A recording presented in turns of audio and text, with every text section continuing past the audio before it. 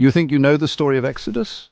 The parting of the Red Sea, the 10 plagues, Moses leading his people to freedom.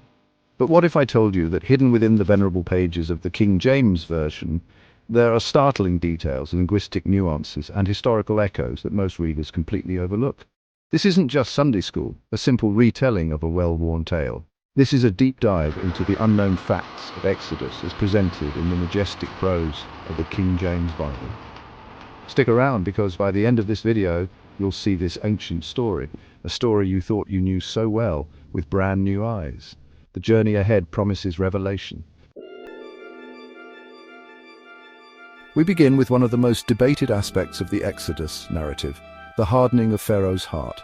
The King James Version states that God hardened Pharaoh's heart, as in Exodus 9:12, and the Lord hardened the heart of Pharaoh, and he hearkened not unto them. Does it imply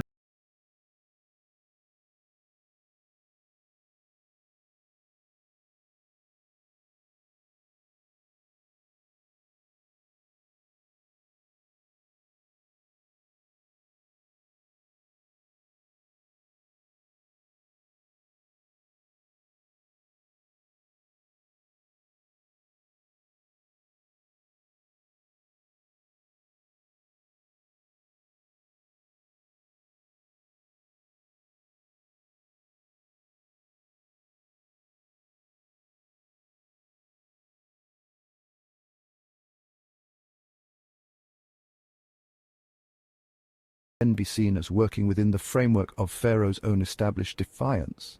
It challenges us to look beyond easy answers and acknowledge the profound mysteries of God's ways. As the Israelites make their dramatic departure from Egypt, the King James Version in Exodus 12:38 presents a fascinating detail. And a mixed multitude went up also with them. Who were these people, this mixed multitude, or in Hebrew, the Erev Rav? The text doesn't offer an exhaustive manifest. Were they Egyptians disillusioned with Pharaoh's tyranny or moved by the power of the God of Israel? Perhaps they were individuals who had formed bonds with the Hebrews or saw an opportunity for a new life. The KJV's simple phrase hints at a diverse group, suggesting a variety of backgrounds and reasons for joining this great exodus. The land of Goshen, where the Israelites resided, was a frontier region, and Egypt itself was a cosmopolitan empire. The mixed multitude mentioned in the King James Version of Exodus is more than a curious footnote. It opens a window into the broader social dynamics of ancient Egypt and the early days of Israel's formation. The journey from Egypt into the wilderness was fraught with peril, uncertainty, and the constant need for divine guidance. Exodus 13:21-22 in the King James Version describes this divine leading. And the Lord went before them by day in a pillar of a cloud to lead them the way, and by night in a pillar of fire to give them light. These pillars were the very manifestation of God's presence. The pillar of cloud by day offered shade from the scorching desert sun. The pillar of fire by night provided light, warmth, and protection. Together they paint a picture of a God who is both near and unapproachable. When the Egyptian army pursued the Israelites, Exodus 14:19 tells us, "And the angel of God which went before the camp of Israel removed and went behind them." The persistence of these pillars speaks of God's unwavering faithfulness. The KJV emphasizes this steadfastness, a comforting assurance that God's commitment to his people did not waver. These pillars are a constant reminder that the journey of faith is undertaken under the ever-watchful and guiding presence of the Almighty. As the Israelites ventured deeper into the barren wilderness, the practical challenge of sustenance became acute. Exodus 16:31 in the King James Version offers a curious description. "And the house of Israel called the name thereof manna, and it was like coriander seed, white, and the taste of it was like wafers made with honey." The very name manna is shrouded in a question. When the Israelites first encountered it, Exodus 16:15 records their reaction. They said one to another, "It is manna," for they wist not what it was. The KJV's description provides sensory details, yet it simultaneously deepens the enigma. Beyond its literal sustenance, manna was laden with symbolic meaning. It was a test of obedience, as God instructed them to gather only enough for one day. The KJV meticulously records these instructions and the consequences of disobedience. The KJV's choice of wafers made with honey is particularly evocative, suggesting a foretaste of the goodness that awaited them.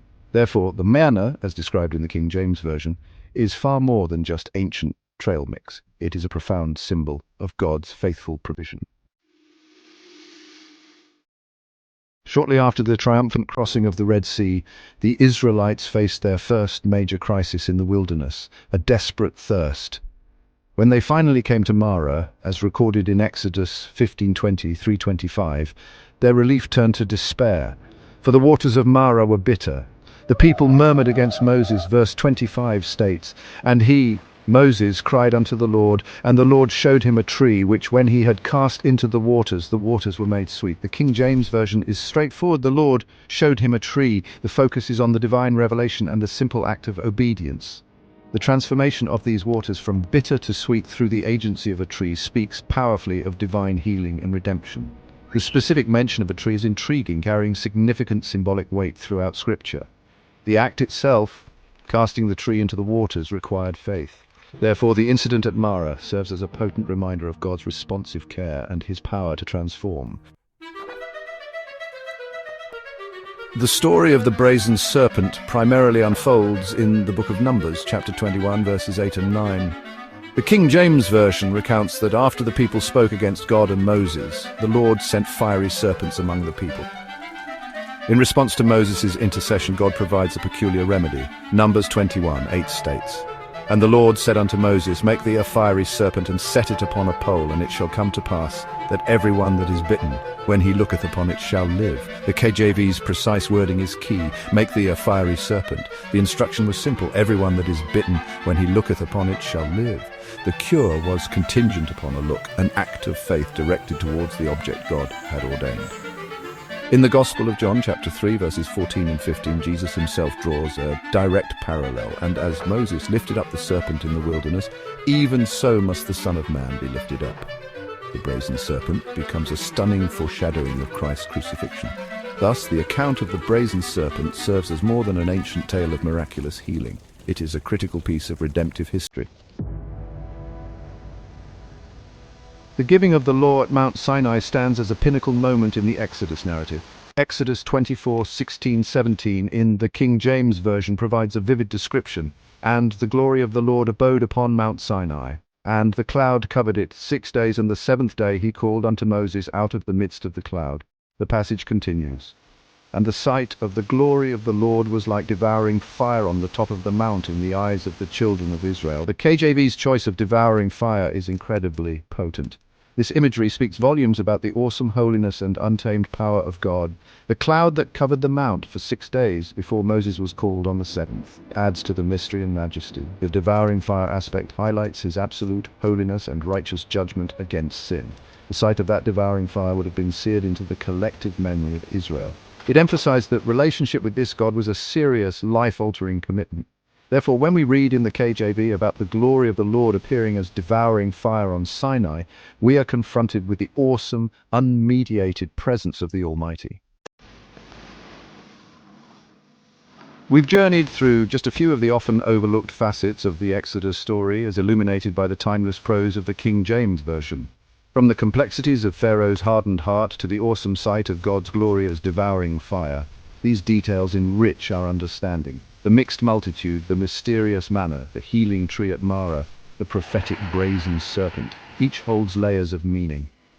The beauty of Scripture, and particularly of a translation as rich as the King James Version, is its capacity to yield fresh insights with each reading.